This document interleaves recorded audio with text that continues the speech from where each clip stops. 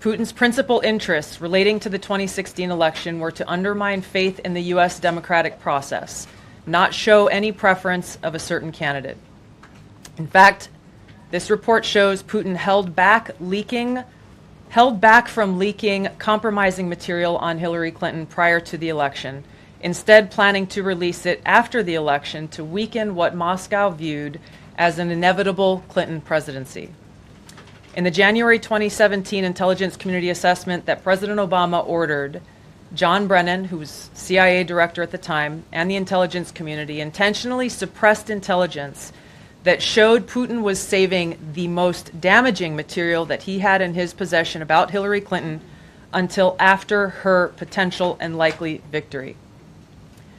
The report goes into great detail about the information that Russia and Putin had on Hillary Clinton, which included possible criminal acts like secret meetings with multiple named U.S. religious organizations in which State Department officials offered, in exchange for supporting Secretary Clinton's campaign for the presidency, significant increases in financing from the State Department. They also had documents that showed the patronage of the State Department to State Department employees who would go and support Hillary Clinton's presidential campaign. There were high-level DNC emails that detailed evidence of Hillary's, quote, psycho-emotional problems, uncontrolled fits of anger, aggression, and cheerfulness, and that then Secretary Clinton was allegedly on a daily regimen of heavy tranquilizers. Then CIA Director Brennan and the intelligence community mischaracterized intelligence and relied on dubious substandard sources to create a contrived false narrative that Putin developed a quote-unquote clear preference for Trump. They thought Hillary was going to win, and they wanted to embarrass the pantsuit off of her. That was Vladimir Putin's plan. His plan wasn't to alter the course of the United States of America's presidential election for one candidate or the other. He wasn't trying to manipulate or hack or do anything to pick Donald Trump over Hillary Clinton. On the contrary, it seems like he probably wanted Hillary Clinton because he had all this information that would have been disparaging to her right before her inauguration, right before she took the oath of office. Luckily, we didn't have to worry about that because she lost. But Vladimir Putin still had all this info, which included possible criminal acts with various religious leaders inside the United States, with financing from the State Department in exchange for political support. What does that mean? Hillary Clinton went and met with religious leaders. I don't know which ones, but I could guess. And she said, look, I'll finance your organizations, or we'll give you preferential treatment or whatever you want from the State Department. We got a lot of money. It's all the taxpayers' money. We'll pay you some. All you have to do is get all of your religious zealots to support me in the election. Evidently, it didn't work. Patronage of company help patronage of help by campaign staffers or campaign contributors into the State Department. Basically, that's just selling high-profile positions in the State Department for large donations to her campaign, or probably, let's be honest, the Clinton Foundation. Also, she apparently, according to Vladimir Putin, and this I totally believe, had psycho-emotional problems. Who here believes, show of hands, that Hillary Clinton had psycho-emotional problems? I'm putting up both my hands because that to me I feel like that's been corroborated. The fact that when she lost the election, she locked herself in a room and wouldn't come out, refused to concede the election to President Donald Trump. I feel like all of that points to psycho-emotional problems. Let's be honest, she was married to Bill Clinton for, how many years? You can't be married to somebody like Bill Clinton for decades and decades and decades and not have psycho-emotional problems. It just doesn't happen. You're going to get psycho-emotional problems if you're married to somebody like Bill Clinton, as long as Hillary Clinton has been married to Bill. And tranquilizers. She was on a regular daily regimen of tranquilizers. And what do tranquilizers do?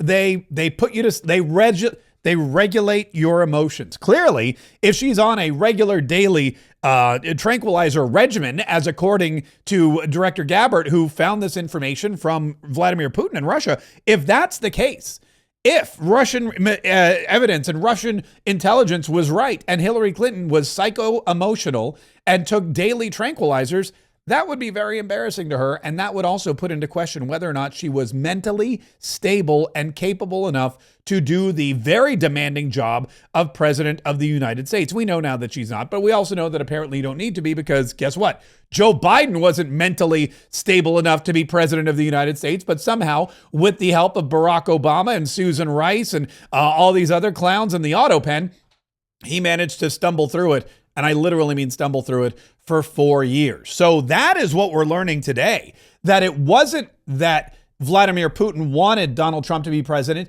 It wasn't that Vladimir Putin could do anything to make Donald Trump president of the United States. All Vladimir Putin wanted to do was embarrass whoever was going to be president of the United States. And in his professional, tyrannical, dictatorial, former KGB agent opinion, the winner of the election in 2016 was going to be Hillary Clinton.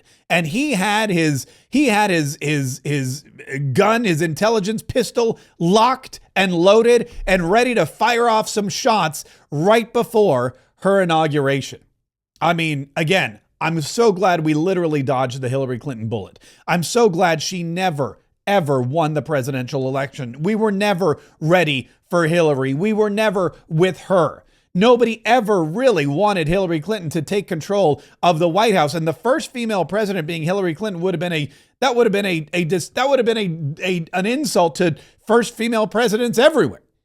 So we did dodge a bullet, but man, if she had become president of the United States, and if Vladimir Putin did have this information, and if Vladimir Putin released it right before the inauguration, disparaging her with all of these criminal complaints and accusations, not to mention saying she's psycho-emotional and, oh yeah, she's strung out on tranquilizers every day because she can't hack it, that would have been a really great thing to see. Because the one thing we know about psycho-emotional people is they have psycho-emotional responses to stressful situations. And what's more stressful than the president of Russia calling you out for being a drug addict and needing tranquilizers to suppress your psycho-emotional status just days before you put your hand on the Bible to swear the oath of office to become the president of the United States of America. Tulsi Gabbard, she came up with this great infographic, which I want to share with you. And we kind of rolled through this yesterday, but I think this professionally put together infographic is really, really great. This is the creation of the Russia hoax. And we are monitoring, by the way, the press briefing with Caroline Levitt. We'll bring you that live when it happens.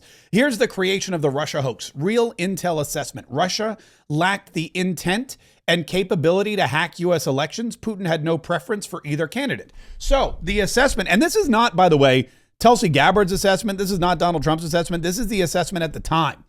These documents that they are unsealing, that they're unveiling, that they're declassifying, these are the documents that are saying, oh, by the way, President Obama, yeah, there's no intent.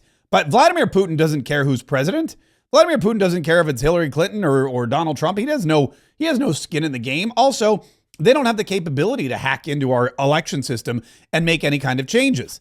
That was the truth. That's not what we were led to believe by Barack Obama and everyone else. So it all starts, you can see right here. In fact, let me turn on my special mouse so that hopefully everybody can see this who's watching online. All right, here we go. So here we go. It all starts here. Donald Trump wins the 2016 presidential election. This is where the whole thing begins. This is the tipping point, if you will.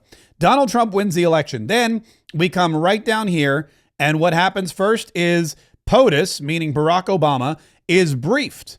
IC pulls product that would contradict Russia hoax narrative. So POTUS briefing pulled, rather, pardon me. The intelligence community is pulling a briefing that shows Barack Obama that the Russia hoax narrative is false. Shows Barack Obama what we know here, that Putin did not have the interest or the capability of hacking our election. And despite that, the briefing is pulled and it's not given to the president because that doesn't go along with the narrative. Right after they pull the briefing, there's a secret meeting. And the secret meeting is Barack Obama, James Comey, Clapper, Susan Rice, probably all of the, probably the Clintons are in there, all those people. And in the secret Russia meeting, which is a good name for it, the SRM, we'll call it. In the SRM, the secret Russia meeting, Obama officials meet and plan the Russia hoax. Now, We know at this point it's a hoax because the briefing that said the briefing that said none of this happened has been pulled.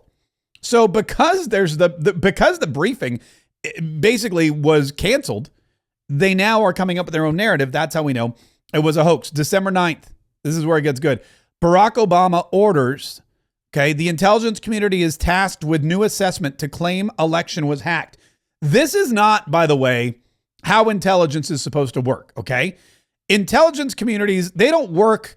It's not like the president says, here's what I would like to have happened. Go find me intelligence that backs it up. Typically what happens is the intelligence community goes out, gets the intelligence data, runs it through all kinds of researchers and gets an assessment, and then comes to the president and says, here's our assessment.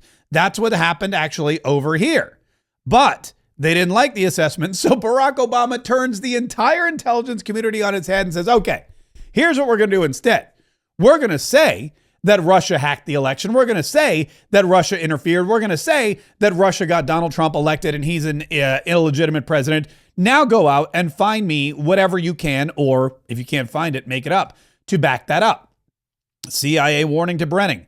We don't have information. We don't have direct information that Putin wanted Trump elected. So the CIA is going, wait a minute, guys. President Barack Obama goes to John Brennan, the CIA director, and says, go do this. CIA director John Brennan goes to the CIA and goes, where's the information that Russia hacked the investigate the election? And the CIA operatives go, doesn't exist. We don't have it.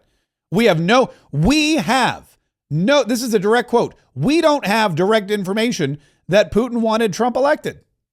It's right there. It does not exist. And so politicized intelligence. Brennan ignored and suppressed intelligence that undermined the narrative. IC official, the Steele dossier was a factor in the Obama ICA. ICA was subject to unusual directives from the president. IC officials disregarded behavior that undermined idea that Putin wanted to help Trump. So these were unusual directives from the president, number one, which is true. We know that the Steele dossier was a factor, and we know that the Steele dossier was also a phony. And look at this. The IC disregarded behavior that undermined that Putin wanted to help Trump. So they knew that Putin didn't want to help Trump, but it doesn't matter. They just ignored it. Deep state leaks. This is very exciting. This is a great infographic, by the way. I don't know why all government agencies don't release infographics. It's way easier to follow along. Deep state leaks. Obama officials use their media propaganda arm to spread fake news. Look at this. The New York Times. I don't know if I can zoom in. The New York Times. Russian hackers acted to aid Trump in election, U.S. says. That, of course, was a lie. Now, it may not be a lie that the officials told that to the New York Times, but the New York Times went ahead and published it without corroborating it. The Washington Post. Secret CIA assessment says Russia was trying to help Trump win the White House. Now, this is really quizzical by the Washington Post because think about this. We know that it's a secret CIA assessment, so how did they get their hands on it? And we know, too, that it's false, that Russia was not trying to help Trump win the White House because over here we have this direct quote saying we have no information that Russia wanted Trump to win the White House. NBC News, U.S. officials. Putin personally involved in U.S. election hack. There was no U.S. election hack, but that didn't stop NBC News and the Washington Post and the New York Times and the rest of them from doing, whatever it is that they did. And then here's what they were hoping for. Fake weaponized assessment. Putin delivered a clear preference for Trump and aspired to help his chances of victory. And that led to pencil neck Adam Schiff and Nancy Pelosi and the House of Representatives doing their darndest. It led to the Mueller report.